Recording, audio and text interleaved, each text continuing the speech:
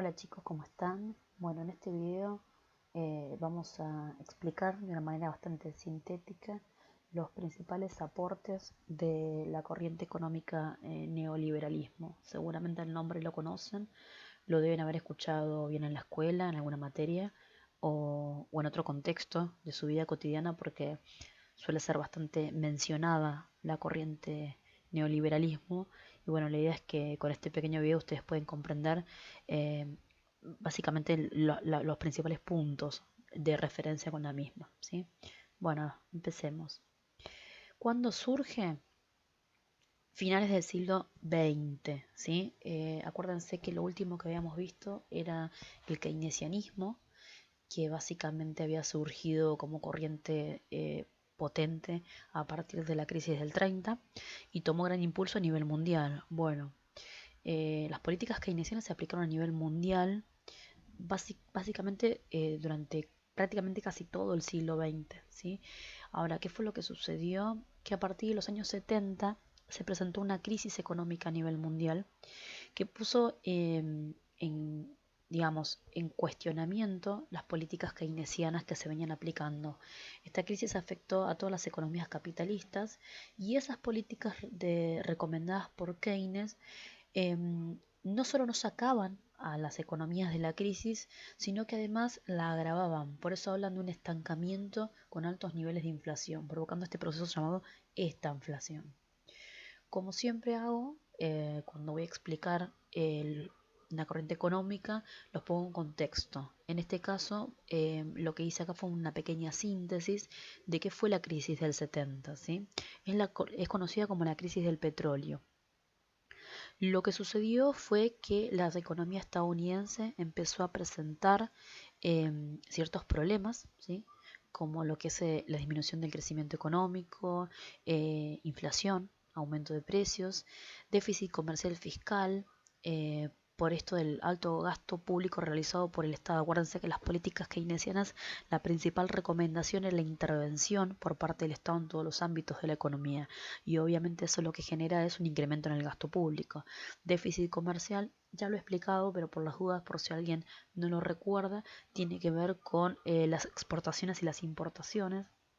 Es cuando se genera mayor flujo de importaciones que de exportaciones, lo cual es perjudicial para el país en el sentido de que salen más divisas de las que ingresan. Y déficit fiscal obviamente tiene que ver con el gasto público, cuando el Estado gasta más de lo que recauda. Consecuencia, obviamente, hubo que emitir mucha cantidad de billetes para cubrir estas cuestiones, ¿no? Y ustedes saben que la emisión de billetes genera altos grados de inflación.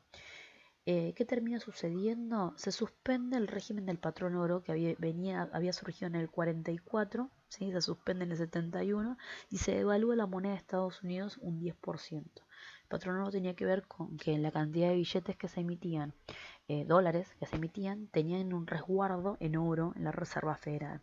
Obviamente, dado el contexto, se empieza a emitir mayor cantidad de billetes de la cantidad de reserva que había y no había forma de seguir manteniendo esta paridad cambiaria. Eh, Consecuencias, obviamente, cae la caída de la actividad, medidas proteccionistas a nivel mundial, ¿sí? Y devaluaciones que lo único que hicieron fue incrementar esta crisis que se venía dando desde principios del 70. Ante este contexto, en el 73 y el 79 se dieron dos grandes subas del petróleo. La OPEP, que es la organización que nuclea a los países, a los principales productores de petróleo del mundo, decidieron incrementar los precios de los barriles. Y obviamente esto provocó que se agravara la situación que se venía viviendo ya de principios del 70, generando desequilibrios comerciales, inflación, caída del crecimiento y desempleo. Por eso se habla de una estanflación, ¿no? Un estancamiento a nivel mundial con un proceso acompañado de un proceso inflacionario. Bien, ante esta situación, como decía, las políticas keynesianas no respondían y es por eso que surge esta nueva corriente llamada neoliberalismo. ¿Qué hace el neoliberalismo? Continúa el pensamiento de los clásicos y de los neoclásicos, ¿sí? incorporando algunos matices. Por eso a veces es conocida también como la corriente monetarista, principalmente porque el principal aporte o diferenciación que hacen es en cuanto a la política monetaria. El resto de los ideales o lineamientos que tenían los clásicos y los neoclásicos, el neoliberalismo los mantienen. Es como una evolución. Obviamente, bueno, vamos a ver las principales aportes, ¿no? Se consideran anti-keynesianos, hablan de que esa crisis en la que desencadenamos en los años 70 tuvo que ver con la aplicación de las políticas keynesianas y de la excesiva intervención por parte del Estado, ¿no? Nos llevaron a la crisis y a esta excesiva emisión de dinero sin respaldo por parte del Estado. O sea, eso se llama emisión inorgánica de dinero, ¿no? ¿Por qué? Porque para cubrir el grado de gasto público que había era necesario emitir dinero. ¿Qué provocó esto? Un proceso inflacionario, crisis mundial y desempleo, con lo cual culpan al keynesianismo de la crisis del 70. ¿Qué opinan del rol del Estado? Bueno, como dije antes, los neoliberales mantienen los lineamientos de los clásicos y los neoclásicos, con lo cual todo tipo de intervención estatal, como las recomendadas, las principales recomendadas por los keynesianos, ahí tienen algunas, ¿no? Esto de otorgar subsidios, nacionalizar empresas, eh, convertir las empresas en estatales, emitir dinero, inorgánica dinero es sin respaldo, ¿no? Déficit público, hacer regulaciones en cuanto al mercado laboral, todo lo que tiene que ver con intervención a pleno y políticas antikeynesianas son sumamente criticadas por parte de los neoliberales. Ellos consideran que este tipo de políticas lo único que hacen es crear distorsiones en la economía, generan inconvenientes, hacen que la economía no refleje la realidad, eh, dando un escenario donde prime el favoritismo y el oportunismo político. ¿Por qué? Porque, bueno, al, no sé, por ejemplo, nacionalizar empresas, el Estado decide de qué manera administrarla y a quién darle la oportunidad de hacerlo o no, o realizando obras públicas, por ejemplo, mediante las licitaciones. Eh, con lo cual es muy criticado ese rol por parte de los neoliberales. Ellos aseguran que el Estado tiene que intervenir, pero de manera mínima, con estos ideales de los que hablaba Adam Smith, ¿no? En lo que es en la defensa, la justicia, las obras públicas y en cuanto a la circulación de dinero, lo básico necesario para que la economía funcione sola. Obviamente son críticos de un Estado administrador, ¿no? Aseguran de que lo único que hace el Estado es despilfarrar recursos, no sabe cómo administrarlos y por eso es que son los constantes déficits presupuestarios. ¿Qué opinan del desempleo? Los neoliberales aseguran que existe una tasa natural de desempleo que no es posible eliminar, que si el Estado decide tratar de hacerlo, lo único que va a conseguir es un proceso inflacionario. Esa tasa de desempleo, dicen, tiene que ver con algo que es natural en la economía y que es el desempleo llamado friccional.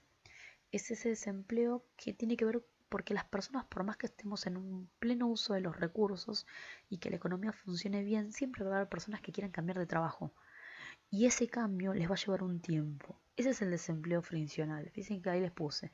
Desempleo voluntario que dura el tiempo entre que un trabajador deja un empleo y encuentra el otro. Con lo cual es voluntario. Fíjense que esto ya lo habíamos hablado cuando vimos los neoclásicos, ¿no? Si hay desempleo es voluntario. El que no trabaja es porque no quiere. ¿Por qué no trabaja? O bien porque está buscando otro empleo mejor pago o con otras condiciones laborales, o bien porque no quiere hacerlo, porque no está dispuesto a hacerlo en función del salario que les ofrece. Se asegura que ese nivel suele oscilar entre el 2 y el 5% y forma parte del desempleo friccional. Es decir, es un desempleo que no se puede eliminar. Por eso es que la llaman tasa natural de desempleo. Obviamente, estos autores siguen apostando al libre mercado, a la no intervención por parte del Estado en lo que es las regulaciones de la economía y mantienen ciertos ideales de los que ya habíamos hablado anteriormente, ¿no?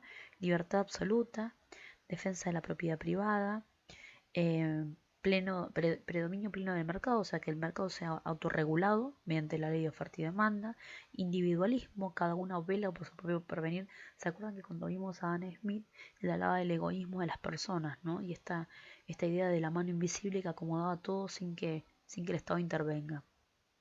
Obviamente esto se repite con los neoliberales. Libertad de mercado y peso mínimo del Estado, o sea, abasteciendo en lo mínimo. Y ahí hay una aclaración, ¿no? Bueno, si hay abusos, que puede haberlos, son los mismos consumidores los que se protegerán solos, ¿sí? Comprando no determinados productos. O sea, asegura que el sistema capitalista es el mejor autorregulador, el más eficiente y permite la mayor libertad y autorrealización de los individuos. Vuelve otra vez las ideas de los clásicos, renacen con esta corriente.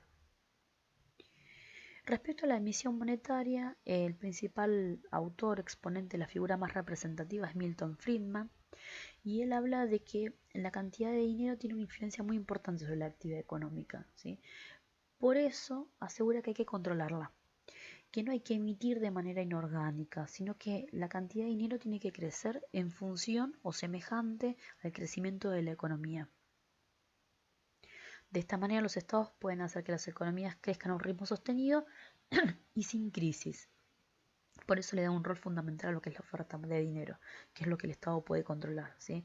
Friedman es reconocido básicamente por esta postura y en cuanto a la restricción de emisión monetaria. Bien, y finalmente las propuestas. ¿Cuáles son las propuestas más destacadas del neoliberalismo? Algunas ya las nombramos, lo que hacemos es repasarlo, ¿no? Obviamente hablamos de mínima intervención por parte del Estado. Primer punto, privatizar. ¿Privatizar qué cosa? Las empresas estatales y los servicios públicos. Como decíamos hace un rato, los neoliberales no consideran que el Estado sea un buen administrador de recursos y por eso recomiendan privatizarle, dar la concesión a empresas privadas que lo van a administrar mejor, eh, siempre controladas por parte del Estado. Liberalizar los precios, no poner ningún tipo de restricción respecto a eso. No intervenir en lo que es la legislación laboral. Una frase muy conocida de la corriente neoliberal es desregular y flexibilizar las relaciones laborales. Flexibilización laboral, quizás alguno de ustedes la ha escuchado alguna vez en algún contexto familiar incluso. Tiene que ver con no intervenir tanto en la legislación laboral, sino dejar que el trabajador y el empleador negocien libremente sus condiciones de trabajo. Por ejemplo, no están a favor de ningún tipo de pensión, ni del salario mínimo vital y móvil, por ejemplo, ¿no? Reducir las prestaciones por desempleo, enfermedad, el poder de los sindicatos, ¿no? Porque dicen que los sindicatos interfieren en esa relación entre empleado y empleador. Aseguran que, que lo mejor, se llegará a lo óptimo, mejor dicho, si se deja que ambas partes negocien libremente sin ningún tipo de intervención. Por eso están en contra de, de la intervención estatal en lo que es la legislación laboral. No dar subsidios, ¿sí?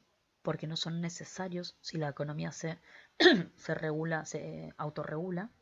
Eliminar las barreras internacionales para la circulación de capitales y mercaderías. Capitales es dinero, ¿sí? Que no haya ningún tipo de restricción. Por ejemplo, que el Estado no puede intervenir cuando las empresas, alguna empresa extranjera que trabaje en el país quiera repatriar sus utilidades, sus ganancias a sus países de orígenes. Eso sería eh, eliminar una barrera. Hoy en día existe, ¿sí?